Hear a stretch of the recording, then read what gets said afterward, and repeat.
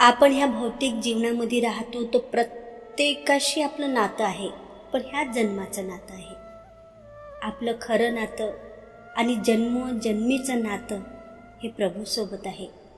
म्हणून तुम्ही सगळ्या गोष्टी करा, पैसे कमवा, तुम्ही आपल्या घरच्यांना सुख द्या, परिवारांना सुख द्या, आपलं कर्तव्य निभवा, पण मध्येच थोडा वेळ काढून प्रभूचं नामस्मरण करा, त्यांच्या शरणी जा.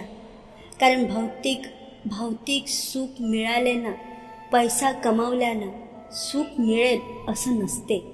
असे कितीतरी श्रीमंत आहे जो एवढे पैसे कमवूनही दुःखी आहेत, कारण त्यांना शांती नाही. आणि शांती ही फक्त आणि फक्त प्रभूच्या चरणी आहे. कोणत्याही भगवंताला मानू शकता, पण हृदयातून माना, मनातून माना आणि निस्वार्थ कधीतरी भगवंतावर प्रेम करून पहा. जय श्रीकृष्ण.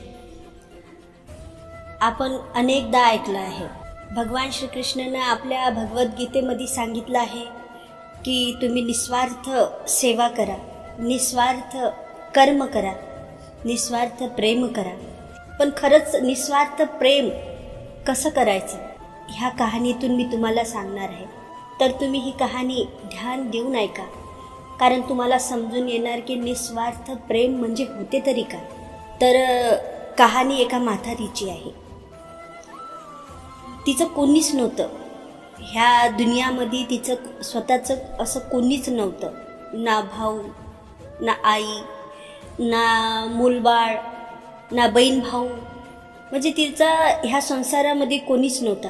एक म्हातारा होता तिचा, तोही वारला.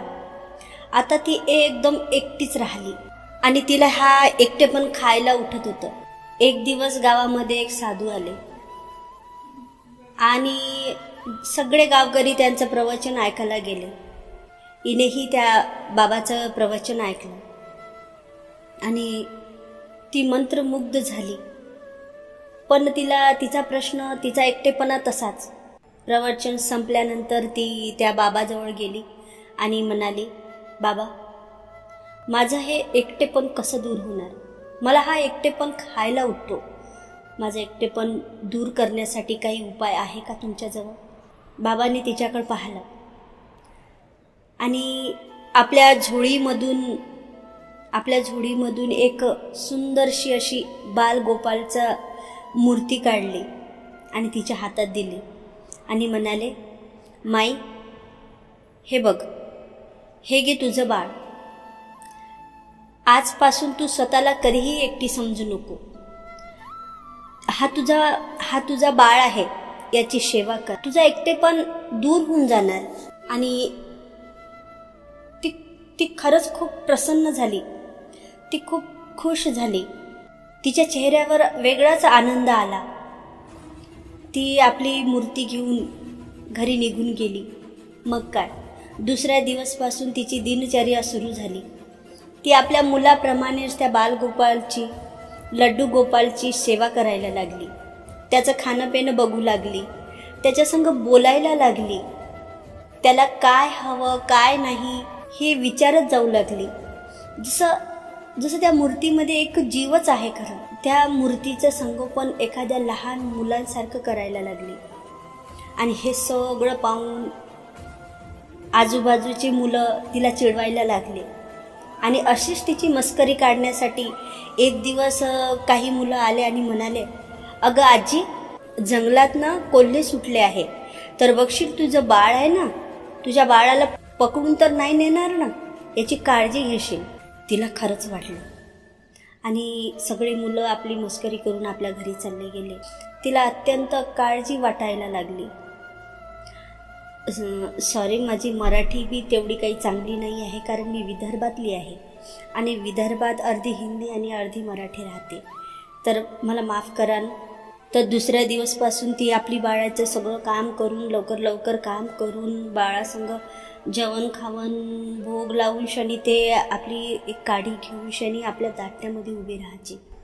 कारण तिला असं वाटायचं, माझ्या बाळाला पकडेल की नाही, ते काही कोल्हे सुटले असेल तर माझ्या बाळाला पकडून तर नाही ना, असं समजून ते दाट्यामध्ये उभी राहायची आणि सतत सतत आपली काडी आपटत राहायची.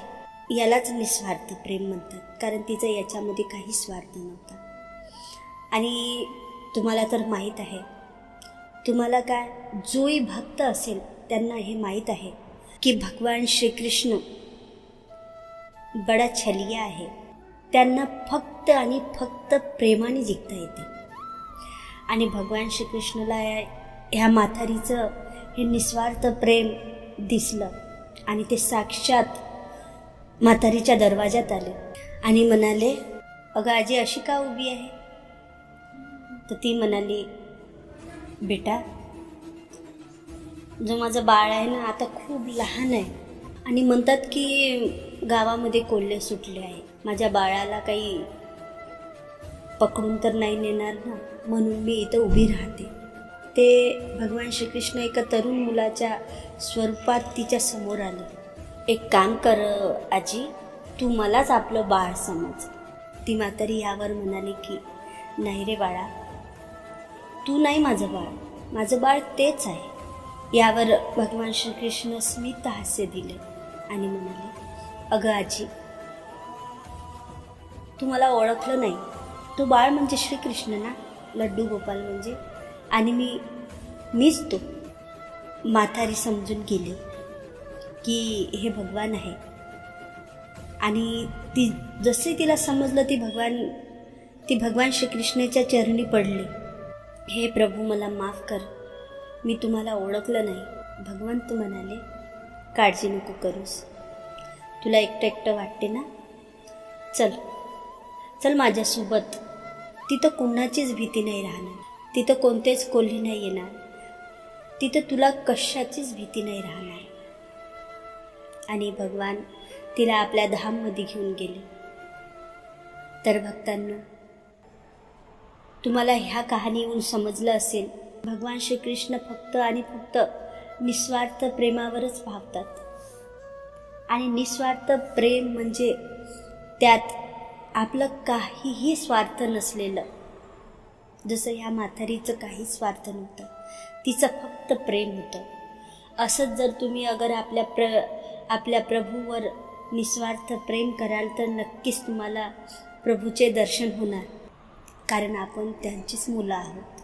भेटूया पुन्हा पुढच्या व्हिडिओमध्ये. तेव्हापर्यंत तुम्ही हा व्हिडिओ अशा भक्तांना शेअर करा, जो खरंच भगवान श्रीकृष्णाचा भक्त असेल त्यांना हा व्हिडिओ जरूर शेअर करा, कारण त्यांची भक्ती अजून भगवानवर अतूट होऊन जाणार, हीच माझी अपेक्षा आहे. लाईक, शेअर और सबस्क्राईब जरूर करा. धन्यवाद. हरे कृष्ण.